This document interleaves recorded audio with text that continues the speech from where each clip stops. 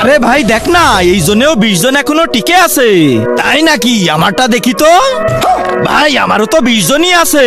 হ্যাঁ কি বলিস? আরে ভাই আমার ম্যাচেও তো 20 জনই আছে। তাইলে আমরা সবাই আবার এক ম্যাচে চলে আসলাম না তো?